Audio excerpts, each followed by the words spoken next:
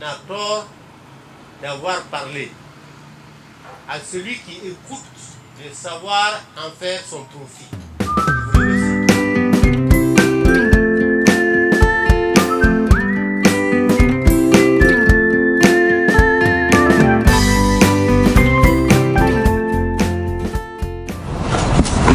Pour la dédicace de ce livre-là, vous avez au Présidium le général Savadougou Mati, inspecteur général des Forces armées nationales. Il est par ailleurs écrivain. Thierry Milogo, éditeur. Le professeur Basile Guissou, qui n'est plus à présenter, et qui est en même temps le préfacier de l'ouvrage. Le professeur Sanogo Malamine, William Kombari, délégué aux anciens combattants et anciens militaires. L'auteur lui-même. Voilà. Là, c'est la peine de dire son nom. Nous sommes réunis aujourd'hui pour célébrer un événement littéraire de première importance. La naissance d'un ouvrage appelé à marquer durablement notre compréhension d'une figure emblématique de notre histoire nationale.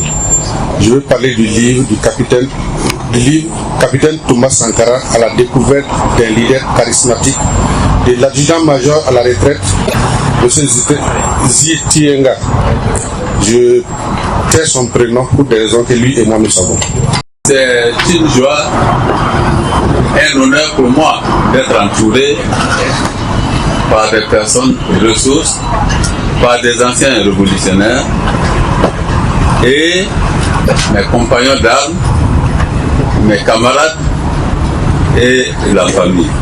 Et ce qui m'a beaucoup motivé dans le cadre de la rédaction de cette œuvre et des œuvres aussi à venir, c'est parce que nous avons eu l'opportunité de vivre avec l'homme, de connaître qui est l'homme, d'avoir appris beaucoup avec lui.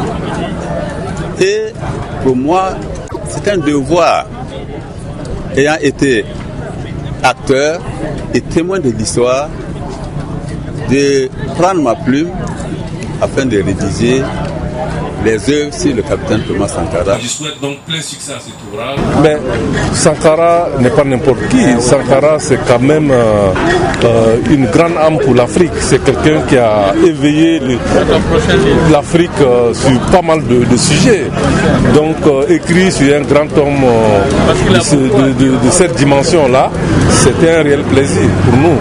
J'ai vu ça en diagonale et j'ai dit, mais moi je ne vois pas la place des femmes.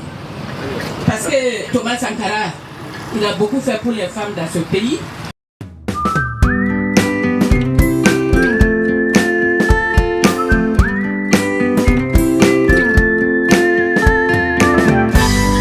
Faire court et bref, moi il m'a déjà été donné de témoigner. Depuis 1995, j'ai publié un livre qui s'appelle Burkina Faso, un espoir en Afrique, où j'ai quand même essayé de donner ma compréhension de ce qui s'est passé. Mais c'est ma compréhension, c'est tout. Bien sûr,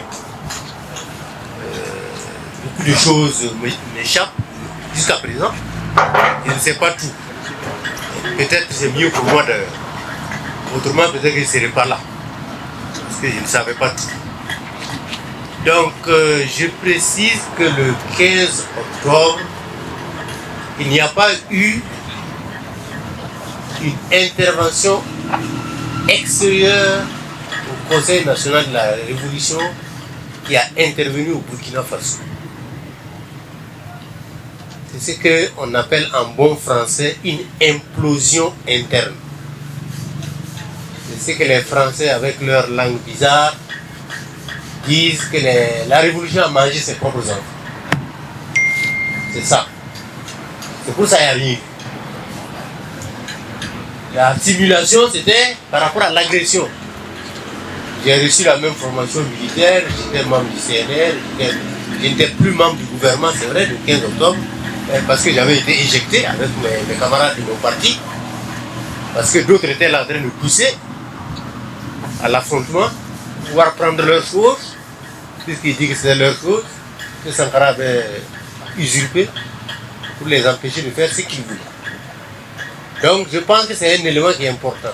Ce n'est pas un danger venu de l'extérieur. Si c'était un danger venu de l'extérieur, effectivement, la sirène dont vous parlez aurait sonné. Je crois avoir entendu Pierre Ouedraogo, paix à son âme, mais une fois sur RFI, je crois, rappeler la journée qu'il était au bureau et qu'il est même sorti avec ses hommes pour prendre les mêmes positions dont vous parlez là et constater